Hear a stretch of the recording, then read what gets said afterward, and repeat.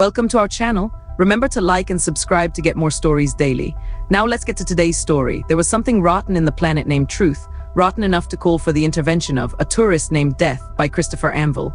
Dan Redman walked swiftly and quietly down the broad hallway toward a door lettered. As Dan opened the door, his trained glance caught the brief reflection of a strange, strong-featured face and a lithe, powerful, and unfamiliar physique. Dan accepted this unfamiliar reflection of himself as an actor accepts makeup. What puzzled him was the peculiar silent smoothness with which his hand turned the knob, while his shoulder braced firmly and easily against the opening door. He stepped into the room in one sudden quiet motion. The receptionist inside gave a visible start. What kind of a job, Dan asked himself, did Kilgard have for him this time? The receptionist recovered her poise to usher Dan into the inner office. Kilgard, big, stocky, and expensively dressed, glanced up from a sheaf of glossy photographs. He said bluntly, "Sit down, we've got a mess to straighten out." What's wrong? A few years back, Galactic Enterprises discovered a totally undeveloped planet with no inhabitants. They claimed development rights and got to work to find an economical route to the planet, which is called Triax. Kilgard snapped a switch on the edge of his desk and the room lights dimmed out. 3 stellar maps seemed to hang in space in front of Dan, one map directly above the other. Kilgard's voice said, "Galactic found a route to Triax that promised to be very economical. Watch." On the lowest map, the word Earth lit up, and a silver line grew out from it along the stellar map, then jumped up in a vertical straight line to the second map, traveled along this map almost to a place where the word Truth lit up. The line then jumped straight up to the third map and traveled along it to the word Triax. The room lighted and the maps vanished. Kilgard said, "In 2 subspace jumps and not too much normal space traveling. Galactic can ship a cargo from Triax to Earth. That's a good short route, but it comes too close to that planet called Truth." Dan said, "Truth is the native name for the planet?" "Exactly. Truth is inhabited. The inhabitants look much like us, and they are very highly developed technologically, though there is no sign that they use space travel in any form. The problem is that Galactic's cargo ships will pass close enough to Truth, so that the inhabitants call them Truthians will eventually detect them and may or may not like the idea. Galactic's worry is that after sinking a lot of money into the development of Triax, and just as it's about to make a profit on the planet, these Truthians may blossom out with a fleet of commerce raiders, or else claim sovereignty over all contiguous space and land Galactic in a big court fight." Kilgard glanced at Dan with a smile. "Suppose you were running Galactic and had this problem. What would you do? Try to vary the route, but subspace being what it is, a mild variation of the starting point can produce an abrupt shift in the place where they come out." Kilgard nodded. "There's probably a usable route, but there's no telling when they'll find it. Meanwhile, the development license only runs so long before Galactic has to show proof of progress." "What's this Truth look like?" "Earth-type, with cities and towns scattered over its surface at random, some of the cities remarkably advanced, some antique, with forest and wilderness in between and only haphazard communications between cities." Dan frowned.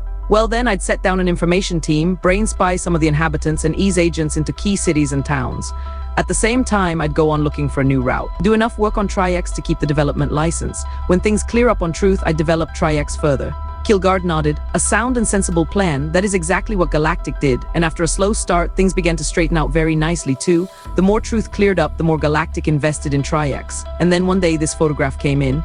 Kilgard held out a photograph showing a busy street corner in a city at night. A brightly clothed crowd was walking along the sidewalk past store windows showing a variety of merchandise. Kilgard said, "Look down that street. You see a low building part way down the block with a wide chimney?" "Yes," said Dan, "I see it. Look just above the top of the chimney." "You mean this arrow-shaped constellation?" Kilgard nodded. "There is no such arrow-shaped constellation visible from Truth. Then this photo is a fake." "They're all fakes." "What apparently happened is that someone managed to get a spy into Galactic's planning division, and through him found out when and where Galactic's agents were to be set down. They grabbed the agents one by one soon after each agent landed. Since then, they've sent back reports to build up a purely synthetic picture of the planet. The only reports Galactic can rely on are the original impressions of the information team they set down to begin with." Dan whistled. "So someone is working Galactic into position to jerk the rug out from under it." "Exactly. What's Galactic doing? They're trying hard to keep this quiet, but meanwhile no one knows for sure who the spy is." "A nice situation," said Dan. "What do we do about this planet Truth?" "Well," said Kilgard, "the first thing we do is set a man down and let him get the lay of the land. We get more agents ready to move in right behind him. We intend to use the best men available and nothing but the latest and best equipment. If things turn out as we intend them to, whatever organization started this will come out slit up the middle, stuffed, roasted, and with an apple in its mouth." Dan said cautiously, "Who's the first agent we set down on this planet?" "You," said Kilgard, "and you're going to be up against a deadly proposition. Our opponent is established on the planet and we're going in cold. Fortunately, we've sunk a good part of our profits into research and it's about to pay off. We have, for instance, installed in your body cavity a remarkably small organotransceiver.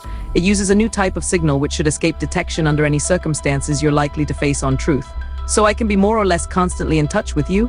In any period of relative calm, yes, during violent action. The interference of other currents in your brain would drown out the signal. But we've also run a series of delicate taps to your optic and auditory nerves, so we should have continuous contact by sight and sound. You mentioned that the cities and towns on the planet were separated by wilderness. How do I travel? We have a new type of unusually small mattiform transceiver. Kilgard reached in a drawer and tossed on his desk a smooth olive-colored object little larger than a package of cigarettes. The range is only a few hundred miles, but it uses the new type of signal I've mentioned, which eliminates the problem of orbiting a set of satellites to relay the signal. The problem of first putting the mattiform transceiver in the place where you want to go is tricky, but we have a little glider that ought to do the trick. He showed Dan how to use the glider and several other new items of equipment, then frowned and sat back. The worst of this is, we don't know exactly what to expect on the planet. Some big organization could even be trying to take over the planetary government. If so, a lot will depend on what stage things are in when you land. To give you as much chance as possible, your body has been carefully restructured to give you exceptional strength and endurance. The neuroconditioning lab has recreated in your nervous system the reflexes of one of the deadliest agents ever known. Don't be surprised if you perform certain actions almost before you're aware of your own intentions. It has to be that way to cut down the risks. Dan and Kilgard shook hands, and Dan went out to check his equipment. Early the next day, he was on a fast spaceship to the planet called Truth. Dan was dropped low over the night side of the planet in a vane capsule that whirled straight down, burst open on contact with the water, and sank. From this capsule, a small boat nosed out toward the coast.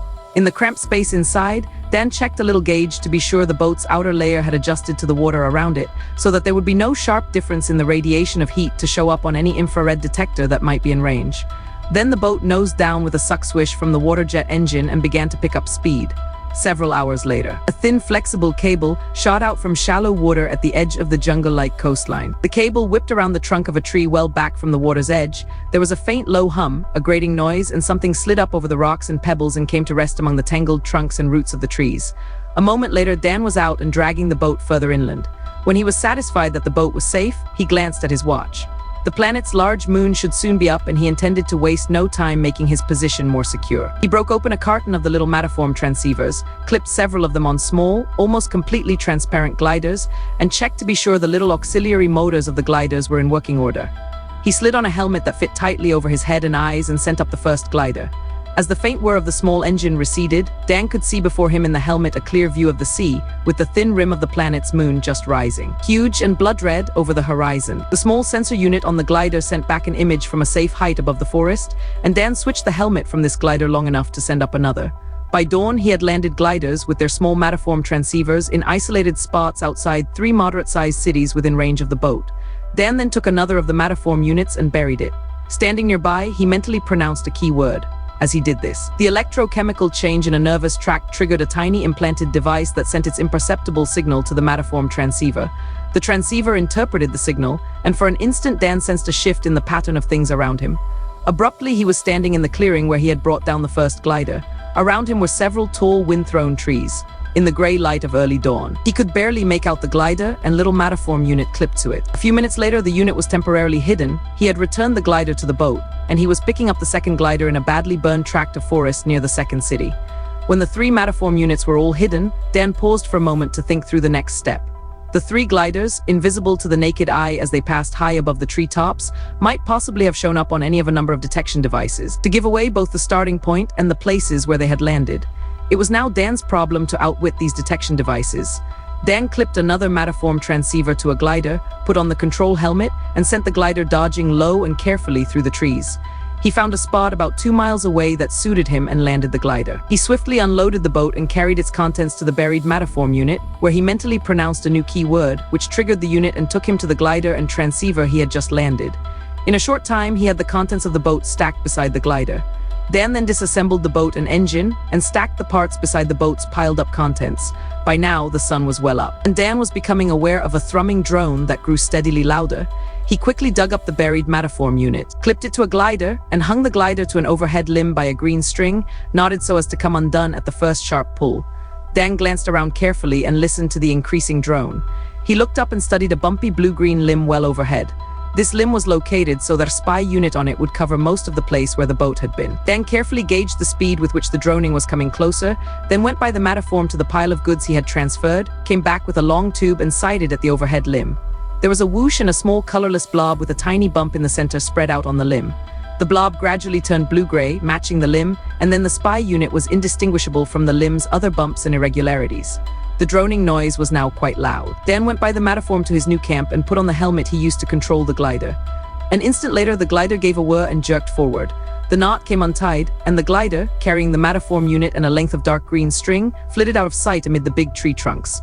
Dan, his hand on a knob at the side of the helmet, shifted his vision rapidly back and forth from the glider to the spy unit over the spot where the boat had been. There now came into view in the place where the boat had been something that looked like a cross between an oversized bloodhound and a tiger. Right behind this came a man with a rifle, then another man and another. The angle of vision did not let Dan see exactly where the men came from, but he supposed there was a jet copter just overhead. The tiger-like animal snuffled around, pawed at the ground, made trips into the jungle on all sides, and finally ran back toward the shore. The men followed close behind.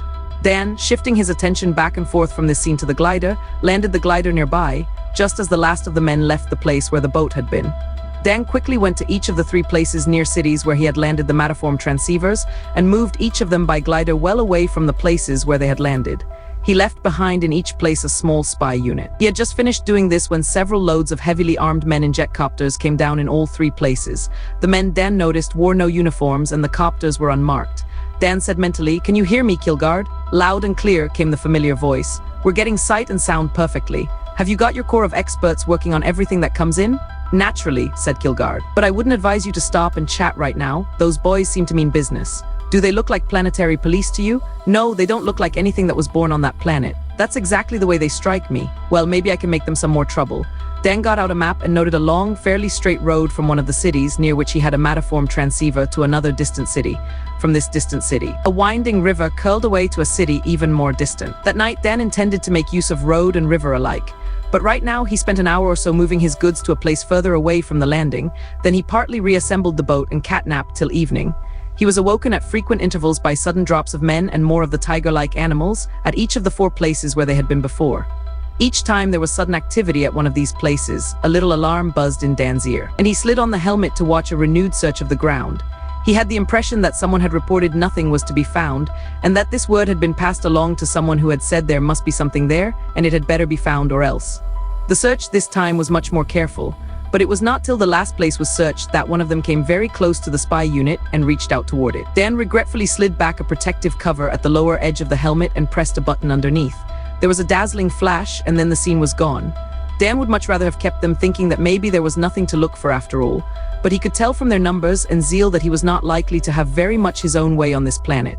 That night, Dan sent a glider under power down the long road to the distant city. The glider was low enough to avoid the usual detectors, but happily free of the need to dodge an endless succession of tree trunks. The river served much the same purpose, so that well before dawn, Dan had matterform transceivers planted near each of the 2 new cities, and also at a place right at the edge of the river. From this spot, Dan threw out into the river a heavily weighted matterform transceiver. He returned to the partly assembled boat and methodically put it together again. This time, however, he fitted sections together differently and left the heavy engine out entirely. He put his arms around one end of the thing he had put together and mentally said a keyword. The river water rushed coldly around him, gritty with silt sweeping along the bottom. There was a chug in his ears as the water triggered off the grab anchors around the rim of the shelter. Dan said another keyword and he was inside. He snapped on a light and looked carefully around, but found no sign of a leak. He transferred the rest of his goods, checked to see that the selective membrane panel was keeping the oxygen at the right level inside, then lay down to catch up on sleep. The following day, he took 3 of his small transceivers and went by the matterform to a place outside the nearest city. A short walk along a winding trail took Dan past a series of huts and cabins to a rough-covered stand displaying combs, brooms, and other simple merchandise, along with a dusty case of what looked like soda pop and a dust-covered carton of what appeared to be candy bars. The soda pop was labeled gas, and the candy had a card labeled tooth rot. The girl in charge of the stand smiled and said, "Good morning, Death." There was no one else around, and the girl spoke in a perfectly natural way, so Dan smiled back and said, "Good morning." But as he walked on down the trail, he said mentally, "Kilgard?" Kilgard's voice replied, "I heard it, Dan. We're checking at this end to see if it's some error in the vocabulary we implanted in your brain." A moment later, Kilgard said, "As nearly as we can tell here, death is the word she used." "Funny. Dan rounded a bend in the trail and came to a moderately wide road, paved with smooth blocks of stone. To his right was a wall about 10 feet high, with an open gate and a city street visible behind it. From somewhere came the steady beat of a drum. Dan started toward the gate but had to jump aside as a heavily armed column of troops marched out, their faces set and their feet striking the ground in an unvarying cadence. As the last of the troops went by, a man standing nearby turned to Dan and said, "Well, there they go. We won't be seeing some of them again in this life." Dan nodded noncommittally, and the man looked at him sharply, then grinned and said, "Good hunting." "Thank you," said Dan. He could hear a faint muttering somewhere in the background, which he took to be Kilgard and his experts trying to understand this latest exchange. Dan followed the man through the city gates and walked past a variety of small shops selling baked goods, meats, groceries, hand tools, books, and appliances. Dan noted the location of the bookstore, so that on the way back he could buy some books. He wanted to transmit the contents of the books. The staff of experts could learn a great deal from a cross-section of a planet's fiction and non-fiction. As Dan walked toward the center of the city, he noted that the buildings grew larger and the shops turned into big department stores. These all looked much the same as the ones on Earth or on many other technologically advanced planets. The merchandise showed only minor differences in design. Looking in a hardware store, for instance, Dan discovered that ordinary screwdrivers had a short curved crosspiece on the handle, apparently a thumb rest to give greater leverage in turning. Aside from such minor differences, everything seemed the same. Dan had just decided that the planet looked almost like home when he came to a low building with a paved yard. Into the yard trundled several small carts, similar to the kind used to transfer baggage in railroad and Matterform depots back home. On these carts, however, were canvas covers, which were thrown back to reveal fully clothed human forms. On all but one cart, the human forms wore the same kind of white garment, trimmed in various colors. These forms' bodies, Dan supposed, were lifted from the carts by attendants who handled them with the greatest care and respect. On the other cart, though, the bodies wore street clothes. These bodies were grabbed under the arms, dragged to a black door like the door of a furnace, set in the wall of the building, and shoved through the door head first. As the bodies were shoved in, Dan saw the sunlight glint on what looked like tight metal cords around their necks, bearing oblong metal tags. Several men had stopped while Dan glanced in to watch this scene. Dan now overheard their comments, which were made in tense, angry tones. "Look at that. If this referendum isn't over soon, it'll dust the lot of us over the forest. It's all these charges and accusations that make the trouble. Why we can't do it like civilized human beings, I don't know. The trouble is there's no precedent." The men walked away. Dan had the out-of-focus sensation of a man who comes into a room where a joke has already been half told. He glanced at the low building. "Are you getting all this, Kilgard?" "We're getting it, but I hope it makes more sense to you than it does to us." "Well, it doesn't." Dan glanced around, noted the discreet word disposal printed on the face of the small building where the bodies were shoved through what looked like a furnace door. Dan thought he could see what was going on here, but the reasons for the things that were happening were totally obscure to him. It was in the next block that he began to get some sort of an idea when he saw a large poster bearing a blue triangle standing point down. Stamped over this triangle were large letters, "Vote Yes." Several blocks away was a big poster showing a green triangle, its base down and bearing the words, "Vote No." Both posters were dented, scratched, and spattered as if stones and rotten fruit had been thrown at them. But though Dan watched carefully as he walked on toward the center of the city, he saw no clue as to what the voting was about. He was also puzzled to find that, though there were many stores and a fair number of what looked like hotels, office buildings, and apartment houses, there seemed to be no factories, large or small. The people passing here were another source of uncertainty. As Dan approached the center of the city, he began to sense the peculiar air of freedom that he had noticed in resort towns on a dozen planets. And yet this did not look to him like a resort town. Moreover, it was hard to gauge the mood of the people passing by, because nearly all seemed to react to his presence in some way. Some looked suddenly alarmed, a few looked furtive, others seemed pleased and smiled at him. A considerable number of the women had a thrilled look when they saw him. Dan walked another block and saw part of the reason for the resort town atmosphere. Across the street was a sweeping expanse of green. In the far end of this green was an enormous swimming pool, with floats and concrete islands dotted through it to hold diving boards that were almost constantly in use. Dan, wanting to watch the passers-by without their watching him, stepped into a quiet, old-fashioned-looking bookstore that fronted on the green. He looked out the many-paned front window and immediately noticed a change in the people. Without his inexplicably disturbing influence, nearly all of the people fell into two distinct categories. One group had a depressed and angry look. The other group looked cheerful and carefree. Aside from their mood, they didn't seem to differ noticeably in dress, age, or any other way. Dan glanced around the bookstore and saw that it, like the other stores, could be transplanted to Earth, and except for the unfamiliar lettering on storefront and book titles, would hardly be noticed. He nodded to an elderly woman working at a small desk to one side of the store, then walked to the rear, where the stacks of books left a far corner partially in shadow and out of sight from the front of the store. Dan stooped, glanced at the dusty row of books on the bottom shelf, and slid a Matterform transceiver behind the books. He walked back to the front of the store, stepped out on the sidewalk, and saw a cart come slowly along in the street. This was the kind of cart he had seen earlier.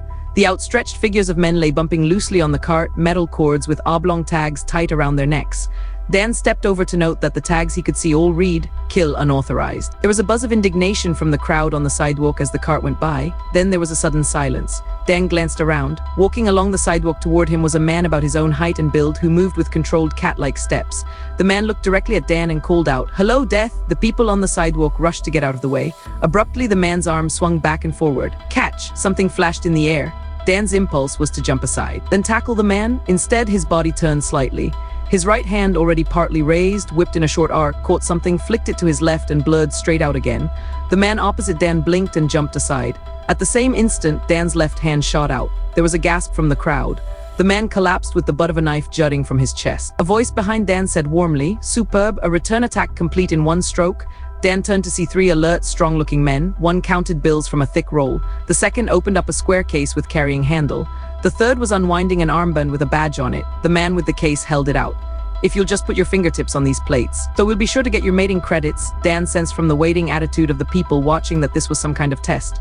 Unhesitatingly, he held out his fingertips. There were also two bright flashes as a small tube was held to Dan's eyes. Once Dan could see again, everyone seemed relaxed and friendly. The crowd was excitedly arguing the details of what had happened. The man with the roll of bills handed over a small fistful, saying double for the return at one stroke. The man with the armband put it on Dan's arm as he rapidly recited the words of some rote formula, of which all Dan caught was a frequent reference to the code, and the words peril and deadly danger, and the last words, "Now say I do." "I do," said Dan, fervently wishing he were somewhere else. The man with the case was beaming as he snapped the little rod inside. He said genially, "I always know an honest fight when I see it. And these days it's a real pleasure to." Just then, he clapped the case shut. The case gave out a clang like the general alarm on a space cruiser under surprise attack. The crowd gave a shout. "Unauthorized kill?" The three men beside Dan jumped forward. Dan's left hand lashed out to smash the nearest of the three men in the midsection. The flat edge of his right hand struck the second man just below the nose. Then Dan had thrown the first man back against the third, had whirled around and seen the crowd start to surge across the sidewalk to block his escape. He sprinted directly past this crowd, so that when it completely blocked the sidewalk an instant later, he was cut off from the view of the three men he had just knocked down. Dan did not doubt that these three men were officials of the planet, and he strongly suspected that they were armed and knew how to use their weapons. Across the street, at the edge of one corner of the green, was a tall hedge of flowering shrubs, back of which was a grove of young trees. Dan dodged past carts and small, square, silent automobiles and ran through this hedge. Behind him there was a shout of anger. To Dan's left were two young trees growing close together. Dan still had with him two of his little mataform units, and he quickly thrust one of them between the two dark, slender tree trunks. An instant later, he was in the dark corner of the bookstore, hearing the angry shouts dwindle into the distance outside. The door of the store closed as the elderly woman who ran the store stepped outside, apparently to see what had happened. A moment later, Dan was in the shelter under the river. He worked quickly with a small brush and some dye, then got out another set of clothes. He checked his appearance swiftly and thoroughly. Then, with more of a tanned look than he had had before, with much darker hair and wearing entirely different clothes, Dan mataformed back to the bookstore. The elderly woman was standing by the front window as he came forward to pick up a thin scientific volume lying on a table and say, "I believe you were outside when I came in." "Oh," she said, "the most frightful thing just happened." She then gave a highly inaccurate account of Dan's fight with the knife man and described how the crowd was hunting him down right now at the far end of the park. Dan took his change and said, "I'll have to go look." He stepped outside and could see the path of the crowd with no difficulty. The flowering shrubs were flattened, and the ground under the trees showed the marks of many feet. Dan recovered his mataform unit and walked a short distance to look down toward the far end of the green, where the swimmers were all out of the pool, probably so that it could be searched for Dan. He turned around and noticed near the bookstore a large restaurant, built in a style that made him think of an old English tavern. Several men looking well contented came out. Dan realized he was hungry. He went in and from a weird merry-go-round serving apparatus got a steak indistinguishable from those at home and a selection of unfamiliar side dishes that looked good to him but made other diners nearby wince. Dan paid for his selection and sat down. During the meal, someone at a nearby table began to talk loudly and someone else shouted, "Space rot." There was a momentary hush in the restaurant, and two burly men in white jackets quickly crossed to the table and spoke firmly to the diners. Peace was restored, and the two burly men wove back through several parties just leaving the restaurant and separated to stand quietly but alertly near the far wall. As Dan ate, he thought, "Kilgard, right here. Do you make any sense out of what we've seen so far? I get the impression something's about to snap, but I don't know what, or as my experts here tell me. It's too early to venture an opinion. That, thought Dan, is likely to be the trouble with this place. By the time we find out what's going on, it will be too late to do anything about it. We're going to have to play hunches to crack this one in time." Kilgard said fervently, "How we crack it makes no difference to me so long as we do crack it." While Dan ate, a considerable crowd of people went out the front door and two couples came in. The restaurant, however, remained very nearly full. Something tells me, Dan thought, that there must be a lot more to this planet than meets the eye. He got up and walked toward the back of the restaurant. What he had taken for the rear wall turned out to be merely a wall that divided one section of the restaurant from another equally large, where waitresses served individual tables. A flight of carpeted steps led down to men's and women's restrooms and a gently sloping, softly lighted hallway. People were coming up the hall in considerably greater numbers than they went down, and Dan was startled to see that they reacted to him exactly as the crowd outside had before he had gone into the bookstore to watch them unnoticed. Dan went to the men's restroom, washed, and inconspicuously studied himself in the mirror. He looked very much different than he had before. Why then did the people react in the same way? Dan concealed a mataform unit in the dimly lit lounge outside the washroom, then went out and down the hall. He had gone perhaps 30 steps when a lithe man coming the other way saw him, whipped out a gun, and shouted, "Death!" One instant Dan was walking down the right side of the hall. A split fraction of an instant later, he had thrown himself to the other side of the hall. There was a swift, bright flash. Someone screamed. The gun went spinning and Dan had the man on the floor. Both hands locked at his throat. It was a severe struggle for Dan to loosen his hands. A crowd gathered so quickly that there was scarcely room to stand. A man carrying a small box with a handle forced his way through. Dan had his captive, half unconscious, on his feet. Improvising rapidly, Dan said, "I think that was unauthorized." The man with the carrying case said grimly, "We'll soon find out." He held the man's fingertips to plates in the case, flashed a small tube in his eyes, and shut the case. There was a loud clang. Two powerfully built men wearing armbands with shields stepped up. One glanced at Dan and said, "Want to finish him? He's yours by rights." Someone in the crowd said, "Question him, find out which side is behind this."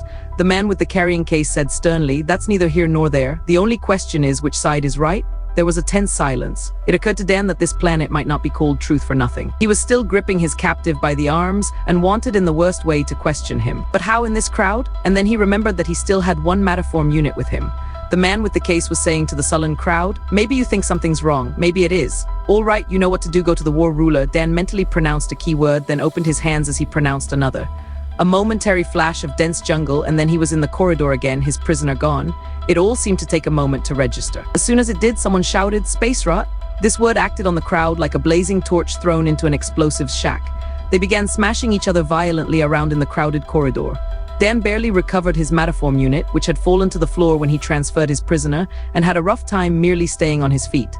The savage pressing and crowding in the jammed corridor seemed to drive the crowd to hysteria. Dan realized there was no way to tell when he might get loose. For the second time, he used the mataform unit to get out of the corridor. This time, he went to the shelter under the river. He got some strong cord, went to the place in the jungle where his prisoner was, and tied him up.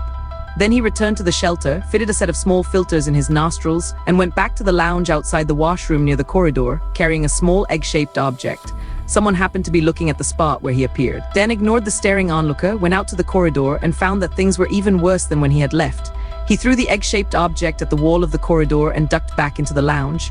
There was a loud bang, followed by a number of smaller explosions. Abruptly, the lounge was filled with bright points of light and little popping noises. The air was permeated with a gray vapor. The people in the room sagged in their seats or collapsed on the floor, and Dan was very careful to breathe only through the filters in his nostrils. He mentally said a key word and he was in the corridor, standing on a mound of unconscious people. He worked till he found the transceiver, went by mataform back to the lounge, took the transceiver there in case the lounge should be searched, and walked back through the corridor over heaps of people, picked up the other mataform unit, and went on down the corridor. He wasn't happy about the people behind him. When the concentration of the drug in the air reached a low enough point, those on top of the heap were going to come to, then those under them, till there was one writhing, hysterical mass that would be even worse than it had been before he threw the bomb. The only good feature, if it could be called that, was that they would all very soon be violently nauseated, with an urgent need for fresh air, and yet would be too sickened and weak to head for the outside in a rush. Thinking this, Dan rounded a corner and came to a dead stop. Directly before him was a short, wide, high-ceilinged cross corridor with half a dozen doors swinging open as people hurried in, walked a few paces, and collapsed. Either side of this short hole was made of shiny metal containing numerous slots. As Dan watched, a man came through a door, and in one automatic motion jammed a coin in a slot, ripped off a ticket that popped out another slot, then suddenly blinked and jerked around to stare at the pile of people on the floor of the corridor. Then he collapsed. Dan glanced from this man to the wall above the doors, which was brilliant with lights and moving letters, forming a maze that made him dizzy to look at. SKL Mock Ops 80L6H4S wanted on level 10, MNL LBRS 647 L25H2, *MN** with fast reflepenses paid housing. Dan strode forward and through a door with the numeral 1 over it. Directly before him was a short dead-end hallway that abruptly vanished, and he was walking toward a crowd of hurrying people in an immense room. Glancing around, Dan again felt at home. The immense room reminded him of Grand Central Matterform Terminal back on Earth. One wall even had the same kind of huge map of the tunnels and cross-tunnels that gave underground access to stores in the area. But the map here was even larger and more complex. Near its face were spidery walks and moving stairways, so that people could examine individual parts from close at hand if they wanted. Dan looked over the terminal carefully, then walked slowly along looking for a place to hide one of his Matterform units. He spotted, near a door in a corner, a poster on a stand showing a strong young man in uniform with a series of numbers, apparently dates, stretching out like a road before him. The stand held a poster on either side, and there was a place between them where Dan could slip one of the Matterform units. An instant after he did this, he was in the shelter under the river. Quickly, he got out a very light, strong two-man tent, an air mattress, a hypodermic, and a shiny half-globe with web straps at the back. He immediately went to the spot in the jungle where he had left his prisoner and found him thrashing furiously in an attempt to get loose. Dan injected a small quantity of a fast-acting hypnotic drug, and the man lay still. Then Dan set up the small tent and got the man inside on the mattress. It was now getting dark outside, and with the darkness there was a rumble of thunder in the distance. Dan went back to the shelter, returned with a light and adjusted the half-globe over the man's face and head, then fastened the straps behind his head. He inserted in the man's ears 2 little thimble-like devices, then said mentally, "Keelguard?" Keelguard's voice answered, "We'll know in a minute." After a considerable pause, he said, "Yes, he's responding. Watch." Very slowly. The man's right arm lifted from the mattress, then dropped limply. Dan said, "You can handle it all from that end?" "Easily. We've got a team here that will do nothing else but question him." Dan nodded, aware that the voices of specially trained psychologists were now speaking in the man's ears, so that he heard nothing else, while he saw only what the screen in the half-globe projected directly into his eyes. Soon he should begin to talk, and what he said would be transmitted through subspace to Keelguard's team of questioners. Then it might be possible to learn something of what was going on this planet, but there was another way that might also help. Dan glanced at his wristwatch and saw that it was late enough so that if this were Earth, most stores would probably be closed by now. Dan didn't know how it was on this planet, but he pronounced a key word and was in the bookstore that faced the green. The bookstore was closed. Dan quickly selected an armload of books, brought them back to the shelter under the river, went back and got another stack of them. He set up a spidery device of light metal and piled the books near enough so the feed arms could reach them. A set of rubber-tipped rods like long skeletal fingers turned the pages, while the scanner on an overhead arm oscillated from a position over one page to a position over the other page. Dan said, "How's it coming in, Keelguard? Speed it up a little." Dan moved a small lever. The pages turned more quickly. Dan said, "We'll see how the feeder works before I leave it." Then he got out a mirror and went to work to change his appearance again. The second book fed in with no difficulty, so Dan took 4 of his little Matterform units, which was all he had room for, and went back to the terminal. The crowd seemed to have thinned out somewhat, so he supposed the evening rush was about over. As in terminals nearly everywhere Dan had been, most of the people moved briskly, intent on their own affairs. No one paid much attention to Dan while he glanced around, noting the wall of flashing lights and moving letters, similar to but far larger than the one he had seen before, and a series of sizable blocky structures with large numerals suspended above them, and the stylized outlines of doorways on their 4 walls. People appeared in front of these doorways, or strolled directly toward them and vanished, hesitating only when a red glow outlined the door to show that someone was coming through from the other side. In the center of the room toward either end were large silvery structures with the word information hanging above them. Dan went to one and found that vertical blue lines divided it into 24 sections, with room left over for more that weren't there as yet, plus a section headed General Information. Dan studied the numerous slots, went to the General Information section and spent most of his change. He sat down with a small package of maps and folders and soon had before him a cross-sectional drawing showing a series of spherical layers one inside the other, labeled Level 1 Retail, Level 2 Retail, Level 3 Wholesale, Level 4 Manufacturing, and so on. Numbered from the outside in toward the center of the sphere, from 1 to 25. Dan sat perfectly still for a moment, looking at this. He leafed carefully though the folders, and was soon convinced that this wasn't a map of underground layers under just one city, but of an interconnected system that appeared to stretch over most of the planet. The surface was labeled, Recreation Ordeals General. The complex of underground layers seemed to be much thicker than separate floors of a building would be. The map showed cross-sections of buildings of many stories in the individual layers. Dan studied the map further and found that level 10 was marked. Coordination Government. Dan walked to the information machine and came back with a general map of level 10, which was divided into 16 sections. Sections 4 and 5 were headed government sections, and Dan got large-scale maps of each of them. What he was looking at was being reproduced far away on big screens and instantly recorded to be examined in detail by staffs of trained men. He was thankful this was so. The map was a maze of colored lines, blocks, and curves, with numbered lists up and down both sides and across the bottom. Abruptly, Kilgard's voice said, "Dan, see that dark purple oval a little to the left of the center of the page?" "I see it." Dan glanced from the number to the list at the side of the page and read, "War Rulers Control Center." Kilgard said, "The staff going over those books thinks there is some sort of an arrangement by which a war ruler takes over absolute power in an emergency. What would be a better way to take over the planet than to get control of this war ruler and then provoke an emergency?" Dan studied the purple oval on the map. "Yes, but what do we do about it? The first of your reinforcements will be coming down tonight. If you can get near that control center and plant a few transceivers, we might be able to make a good deal of trouble for anyone who may have seized it." "I'll do my best," said Dan. He got up, put most of the maps and folders into a locker, and bought a ticket for level 10, section 4. As he turned, he noticed two men standing about 20 feet away, talking. On impulse, Dan went not to the block that would take him to level 10, but instead toward the station that his pamphlet had told him would take him to section 6 of the same level he was on. As he rounded a corner and strode up a deserted corridor, he stooped and slid a mataform unit into the space between a waste container and the wall. An instant later, he was back beside the posters where he had hidden a transceiver earlier. Two men were walking in the same direction he had gone. Dan followed them till they vanished, walking very rapidly now around another corner. He picked up the mataform transceiver and looked around for the blocky structure with the big number 10 over it. He saw it after a moment, near the wall with the lights and moving letters on it. "Kilgard," he thought, "what do you suppose that wall is?" "We think it's a sort of abbreviated classified ad arrangement." "Sounds reasonable," Dan thought. Dan was by now near the blocky structure with the big numeral 10 above it. Each of the 4 faces of the structure had 4 large doors outlined on it, one door for each of the 16 sections of the level. Dan stepped up to the door marked 4, and it was immediately outlined in red. A voice said, "Travelers are reminded of the special restrictions now enforced at the governmental sections. To enter, you must present valid authorization papers or state an acceptable reason for entering." Dan stood perfectly still. He was fairly sure now that he must get into this section, but how? At that moment, the lights of the huge wall of moving letters caught his attention, and Kilgard's voice said, "Dan, look to the left about halfway up." Dan looked and saw moving letters spell out, "S wanted on level 10, all credits paid, short-term employment, asterisk, men with fast reflexes wanted on level 10. Dan realized he had seen parts of this ad spelled out twice at the terminal entrance. He didn't know if it was a trap or something he could use. He said, "I'm interested in a job on level 10. "You have examined the record?" Dan had no idea what this meant, he said. "I understand men with fast reflexes are wanted on level 10. "One moment." There was a short pause, then a new voice. "What we offer you is a special credit allotment sufficient for all normal mating and purchase needs. On account of these latest restrictions, I can't tell you exactly what the job is, but I can say this: the rewards are great, but you also might end up getting sprinkled over the forest. We've got a situation down here that has to be cleaned up fast. With the special referendum tomorrow, it might boil over and make an interstellar mess. We want you for a night's work. At the end, you're either rich or dead. How about it?" Dan thought of the two words interstellar mess used in connection with a special referendum. He had the sensation that he was getting close. "All right," he said. There was a blur as mataform stations shuttled him from one place to the next.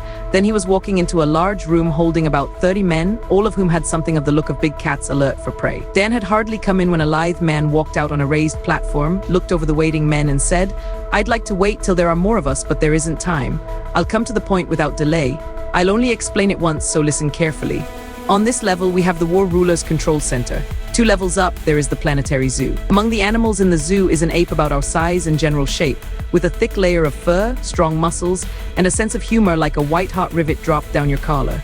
By some process I don't understand, about 50 of these apes have gotten into a storeroom in an arms depot attached to the control center. With this referendum coming up to decide whether we should join the Stellar Union. Every time there is a disturbance, the election committee blames it on one faction or another. Using their emergency powers, they then clap on some new restriction to keep order till the referendum is over. If there is now a disturbance near the control center itself, tempers are going to shorten further. If the blame should be stuck on one side or the other, true or untrue, it could swing the vote either way.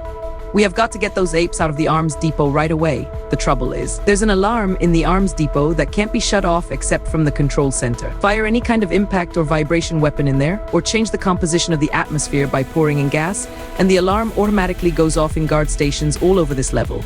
If we had more time, we could starve them out. We don't have the time. The result is that we have to go after them with knives and clubs. Now the apes are fast, they gang up, they throw things, and if they can, they'll grab you from opposite sides and pull your arms and legs off. That's very funny for them, so we'll have to work together as a team and fight as hard as we know how." After the speaker finished, there was a silence in the room. Dan was thinking over the idea and he liked nothing about it. He had little enough time to do his job and he did not want to spend it being pulled to pieces by apes. He called out, "Mind if I make a suggestion? I'm willing to try anything. Let's hear it. Dan said, I don't know about anybody else here, but I am no team player myself. Let me go in alone first. You wait half an hour and then come in and see if there are 50 apes left. Everyone craned to see who was offering to fight 50 wild apes single-handed. The man on the platform turned pale but said, agreed, and if you win, you receive the combined credits of all. Dan found himself walking down a corridor, surrounded by well-wishers, to a room where several tables were loaded with hand weapons. He picked up a short-weighted club and a short double-edged, razor-sharp sword. A few minutes later, he arrived at a heavy metal door studded with rivets and painted green. Dan had intended to hide a transceiver nearby on the outside and spend as little time in the storeroom as possible. But everything had happened so fast, and there were so many eyes watching him, that he had no chance to hide a mataform unit anywhere.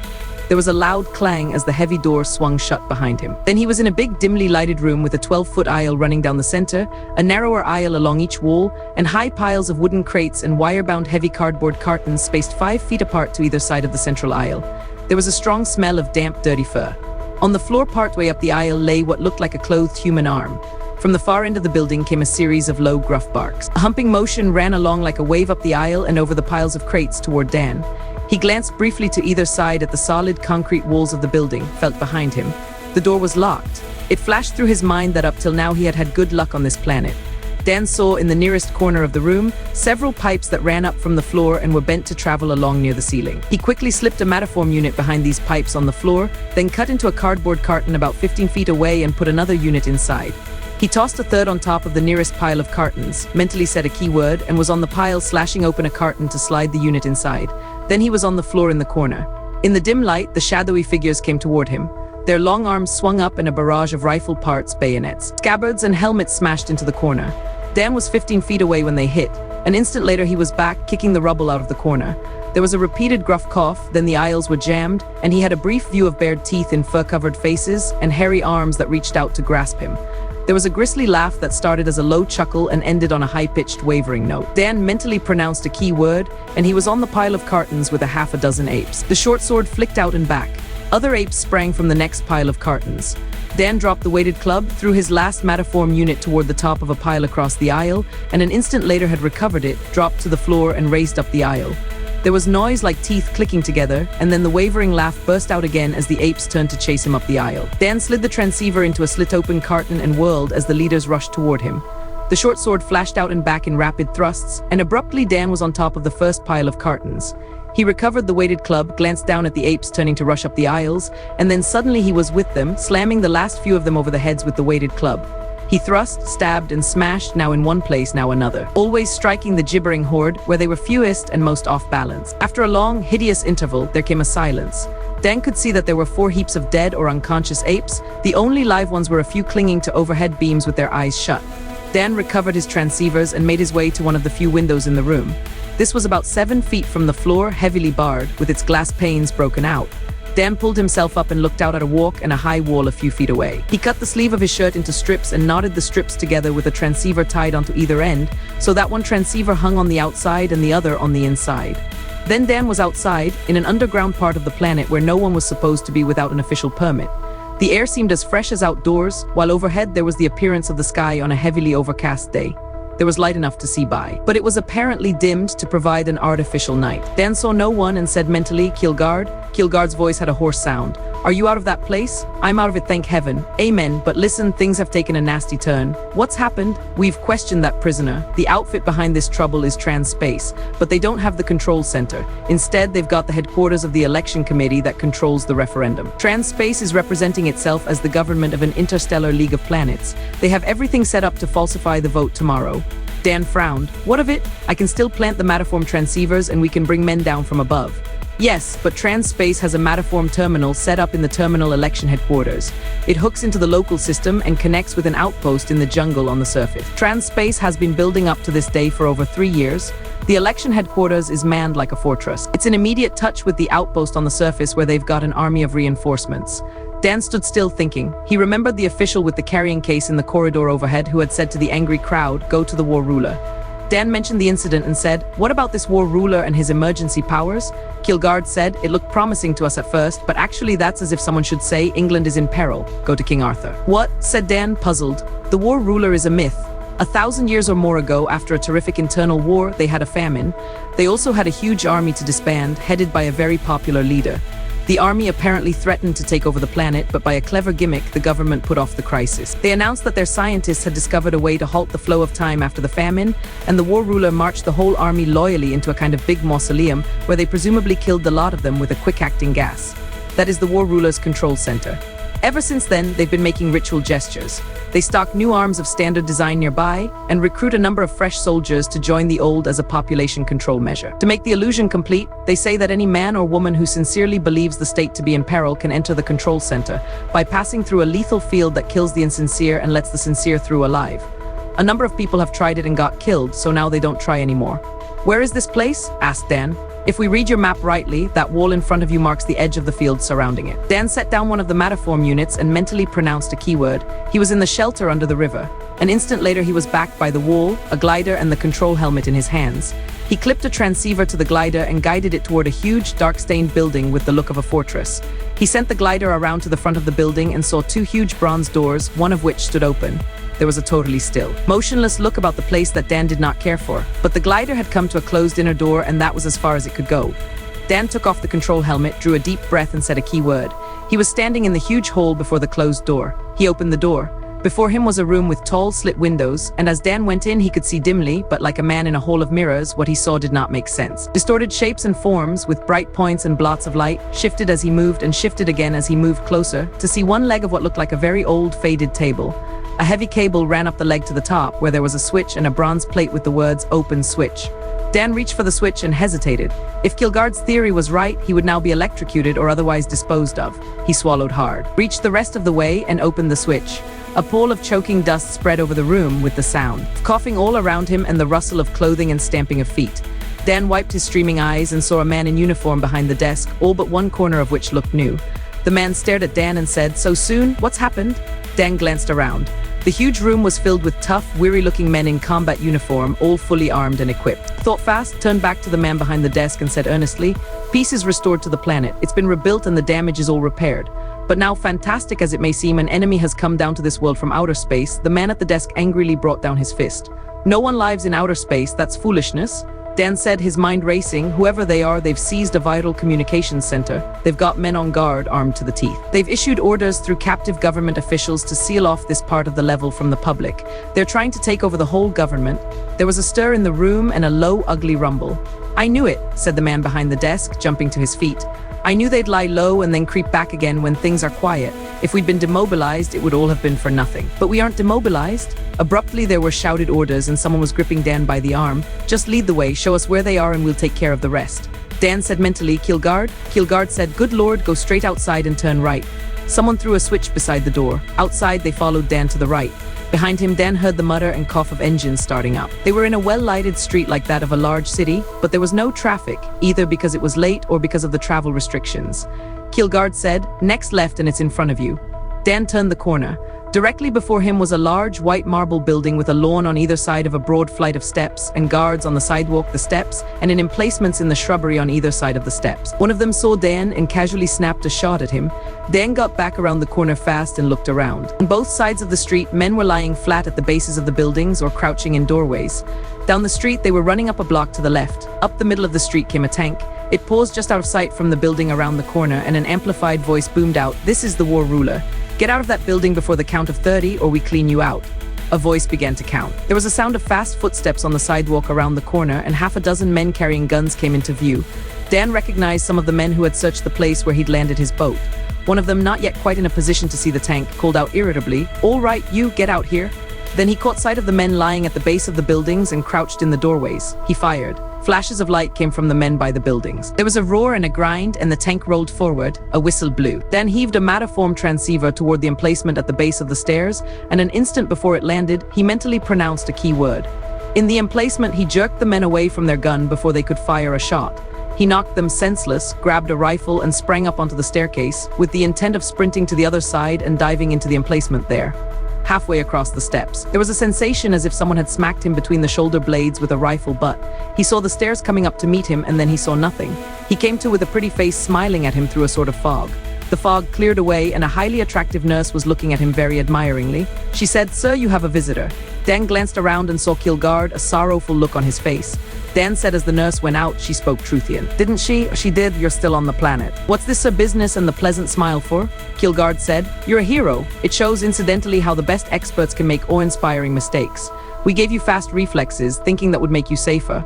But it turns out that the planet has a class of authorized assassins who hunt down criminals for a livelihood and never get too numerous because they fight each other for extra credits and prestige. With your fast reflexes and built-in wariness, the populace immediately spotted you for one of these lawful assassins, so you couldn't have been more conspicuous." Kilgard shook his head. Meanwhile, Transspace was bringing in hired killers to knock off the planet's lawful assassins at a huge bonus per head, in order to create an uproar so that the election committee, which they had already captured and conditioned, would clap on more restrictions, thus creating more tension, so that Transspace could swing the referendum at the last minute. "You see, the most dangerous thing we could have done to you was to give you these extra fast reflexes, but now because of it, you're a hero." Kilgard looked sad. "Luckily," said Dan, "I'm still alive, and so were all those soldiers." "Another mistake of the experts," said Kilgard. "The highest authorities on truth strongly suspected something was wrong with the protective field around the control center. This made them fearful that the scientific device to halt the flow of time hadn't worked either. This would have been a terrible catastrophe, so by a set of rationalizations that would do credit to a bunch of habitual liars, they evaded the whole issue. The experts and I made the mistake of drawing the logical conclusion. I'm glad it wasn't so." "What happened to Transspace?" Kilgard stopped looking sad and smiled a smile of deep satisfaction. "Galactic has its contract with this planet. Transspace is in a very anemic condition. The Truthians don't like people who lie, and they always settle their accounts very strictly." Kilgard's face subsided into its gloomy look. Dan said, "What's wrong?" "Well," said Kilgard, "you see, you're a planetary hero for settling that business with Transspace. Also, you have let's see," he took out a slip of paper, the equivalent of around $600,000 spending money for cleaning out those apes. "Plus, I don't know how to translate the 6,000 mating credits. They have a weird system for romance, and these credits," Dan grinned. "Envious? It isn't that," said Kilgard. "I'm thinking how I'd feel in your place. These Truthians don't have any give in their system. Right's right and wrong's wrong, and they hand out rewards and punishments irrespective of persons." There was a sharp rap at the door. Dan tried to sit up, but he was still too weak. Kilgard said sadly, "I tried to reason with them, but I might as well have talked to a wall." "Listen," said Dan, becoming alarmed. "What's wrong?" "I don't have the heart to tell you," said Kilgard. Picking up a large briefcase, he said, "Do what you think best. I might mention that we're giving you a bonus, though I suppose that's no consolation." The rap at the door was repeated and there were sounds of arguments outside. "What's in that briefcase?" said Dan. "A big version of the kind of matterform transceiver you used. There's a dreadnought of ours orbiting the planet with another transceiver like this on board. The key word, in case you should have use for it, is crackya." The door burst open and 3 men came in, arguing with a man in a white jacket. "That doesn't matter," said the first man, a familiar-looking individual who was opening a square case with carrying handle. "The only question is, was it or was it not an unauthorized kill, and is this the man? We have our checker set up to answer this question, and that's all there is to it." He glanced at Dan. "Hold out your fingertips, please, and touch those plates. Purely a routine check." Behind the man with the case were 2 men with armbands and shields. One glanced disinterestedly at Dan and cocked his gun. Dan looked at the head of a section and said fervently, "Thank you, Kilgard." The doctor in the white jacket was arguing to no visible effect as the tube was held to Dan's eyes, snapped back into the case, and the case clapped shut to give its loud alarm clang. The assassin with the gun calmly leveled it at Dan and fired. All he hit was a suddenly empty bed. Dan had said the key word. "Thanks for joining me on this cosmic journey. Like and subscribe for daily sci-fi stories. Until tomorrow, keep looking up at the stars."